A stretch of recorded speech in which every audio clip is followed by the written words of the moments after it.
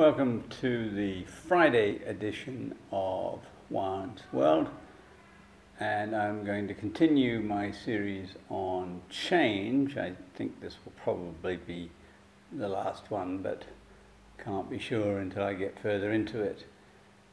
And you'll notice that I am sitting in a different place. I moved to this new apartment, so that was one change. And I thought that my desk was going to be a nice place to do videos, and it was in a way, except that the window to my right was very bright, and the rest of the room, which is also bright but not anywhere near as bright as the light coming from the window, was making my face quite easily divided down the middle between the light side of the window and the darker side of the room. And I kind of like that image a little bit, but not enough to be continuing week after week after week. So I'm experimenting today with sitting on my couch, where I almost never sit. I sit at my desk or I lie on my bed, and that's about it. Which raises some really interesting questions to me about the use of space, which I won't get into now. But I will talk about the two kinds of change that I've discussed so far, which is changes in the environment which you have to respond to, and changes that you decide to make upon yourself. And what I want to do today is try to pull the two themes together, as I've already done a little bit. For example, I mentioned that when I first stopped smoking cigarettes way back in my early 20s, I gave up smoking cigarettes because they had reached a price, 10 shillings for 20, which I didn't want to pay. That was an external change, a rise in taxation. I'm not sure how much it was. It may only have been about sixpence or something. Sorry, I'm using old money. You know, a few pence. But there was something about hitting that 10 shilling mark that made me say, okay, now I'm going to quit. But I wouldn't have quit if I hadn't had an internal impulse to quit anyway. It's just that that external impulse pushed me over to the point where I was willing to consider quitting, and did quit, and remained a non-smoker for almost 40 years. Let's get into the whole thing of where change comes from.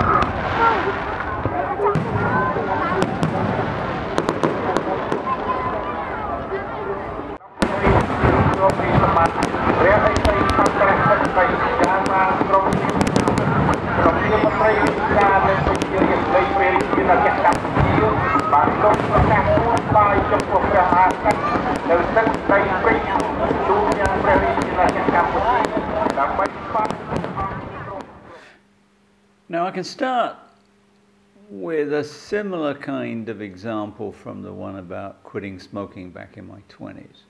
You remember last time I told you that I have been off and on smoking cigars, and that I do want to quit for health reasons, but I can't seem to just get that final push to stop the one or two that I smoke in a week.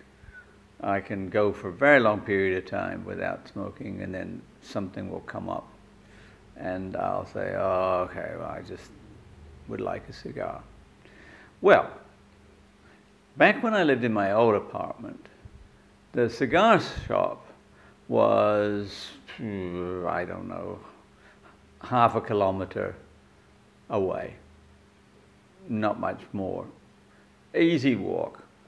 So if I got the urge, sitting at home, you know, working on my computer and deciding, oh, I really need to take a break and smoke a cigar, all I had to do was walk down, buy a cigar, very expensive.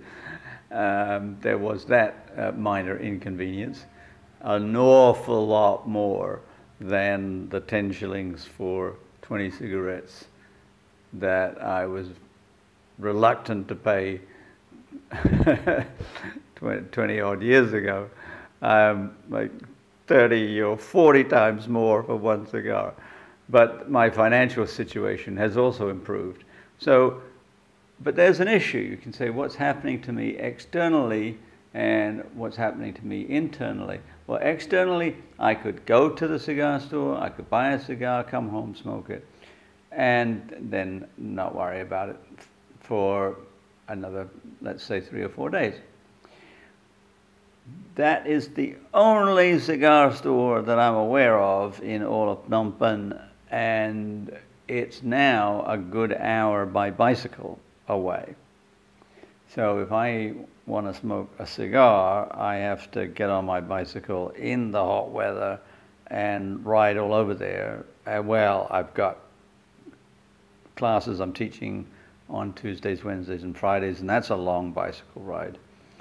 And I just don't have it in me to make that long ride. But I did last Sunday.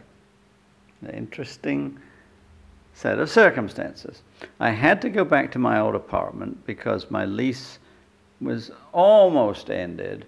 And I just wanted to make double sure that everything was as clean as possible under the circumstances, that I'd got everything out that I wanted out, and that I could just lock the door and that would be it. Tuesday was the final day of the contract. So I was there on Sunday early. I arrived at about 8:30. And I tinkered around. There are a few things that I needed to do. But the cigar store opens at 9 o'clock. And I thought, okay, I'll just walk down to the cigar store, buy one cigar, and that will be it. Because I was also thinking that Lent is coming up, or was coming up. We're now in Lent. That last Sunday was the last Sunday before Lent. Tuesday was Pancake Day, and you know that I made pancakes if you watched my pancake video. And then Wednesday was Ash Wednesday. So one of the things I could do is I could say, all right, during Lent, I will not smoke cigars. And that would give me the external necessary impulse to stop. It's kind of one psychological factor countering another psychological factor. Thought I was being really brilliant. Walked down to the cigar shop, and the gate was closed. But one of the security guards was outside, young man. And I said to him, what's happening? And he pointed to the sign that normally said, open from 9 a.m. to 9 p.m. And over the 9 a.m. was a white sticker pasted that said 11 a.m. And it was only barely 9 o'clock at that point. And so I said to him, well, but all I want to do is buy cigars. And he just shrugged like people here do. And then another cleaning lady came out, and I recognized her, and she recognized me. And I said, all I want to do is buy a cigar. And she said, sorry, not possible. And so I had a decision. Do I hang around for 2 hours, which would mean going back to my old apartment where I had no internet, no phone, no books, nothing to occupy me for 2 hours, just so that I could come back at 11 o'clock and buy a cigar and then bicycle back here. And it didn't take me long to realize, no, I'm not doing that. I'm not just going to sit around doing nothing for 2 hours. I'm giving up cigars right now. And that's what happened. So you can think of this as being an internal decision on my part that I was helping with external factors. But let's get a little bit more philosophical about this. It's actually all internal. It's all psychological. Because I could have stuck around. I could have come back another day. I could have let Ash Wednesday come and go and still kept smoking. I could have used any excuse to stop or to start. So that what looks on the surface like an external factor that is influencing internal factors is really also an internal factor that I'm giving a kind of external value to, but is really an internal value, leading to the point, which should be pretty obvious in my case and in all of our cases, that we're often conflicted. We often have reasons to do something and reasons not to do something. And the issue has to be how we balance the two, and if we want to make a change, how we get the factors to make that change outweigh the factors to stay the same. That is much more complex philosophically and socially than you might think on the surface. Now, in philosophical terms, and psychological terms for that matter, we end up with what is kind of a paradox. That is, if you want to give up something, you want to give up smoking or give up drinking or something like fat or sugar or salt or heroin, you can say that you want to give them up, but also that you want them. So you want them and you don't want them, or sometimes it's put in philosophical terms which are quite delightful. That is, you want not to want. Very strange. Very hard to actually put that in some kind of mathematical terms or logical terms.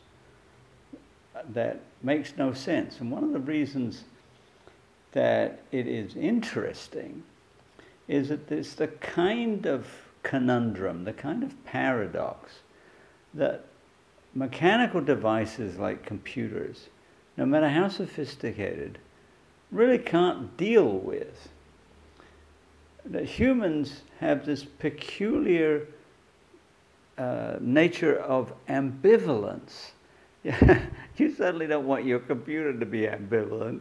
Sit down and go on the internet and for the computer to say, yeah, I want to help you with the internet, but there's part of me that doesn't want to help you. You put instructions into the computer and it follows those instructions. And if the instructions are conflicting, then typically the computer or the program it's running just stops because it can't handle direct conflict. But humans can. I mean, that's the amazing thing about human psychology, is that we can want to smoke and want not to want to smoke, and both at the same time, and they create sometimes not in me in particular, but, or at least not now, but at sometimes in my life, I've felt really, really torn in two, because my psyche is moving me in two completely opposite directions at the same time. And my question is, how do you resolve that dilemma? The computer's very simple. The computer just says, fine, you want this and you want the opposite, I quit. Now, it doesn't mean I quit like you want to smoke, you don't want to smoke, I quit smoking. It's, I want to smoke, I don't want to smoke. I quit doing anything. I quit talking. I quit thinking. I mean, in a certain way, you can say quit living. Just like I give up. And of course, that could very well be one of the principal causes of suicide. That people are faced with too many conflicting choices and they just can't handle it, and so just like escaping the system entirely is a supposed solution for them. Some psychologists have also suggested that mental breakdown of one sort or another is created when we're presented with major conflicts that we simply cannot resolve because we want one side and we want the opposite side equally. The obvious, simple, although not always the best resolution, is to make sure that one side and the opposite are not evenly balanced. And then the next question is, how do you get the balance to tip in the favor of the thing that you are striving to change? And the philosophical paradox is, of course, that you are both striving to change it and not striving to change it at the same time. How do you find that avenue out where you say, I want to quit smoking and I'm going to, and I'm going to keep on target? Well, one simple way is to lock yourself in a room and not come out until you have finally combated whatever it is and have realized, yep, okay, I can do it. And that's why a lot of people check themselves into therapy or into a hospital or some other kind of institution, so that there is an external force placed on them that prevents them from doing the thing that they want to do. However, there's an awful lot of things that we want to do that there aren't any institutions for, and that's where therapy comes in. You can use therapy to resolve anything, but the dilemma still remains.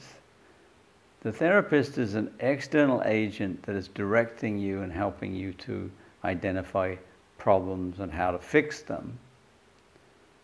But you cannot fix them unless you want to fix them.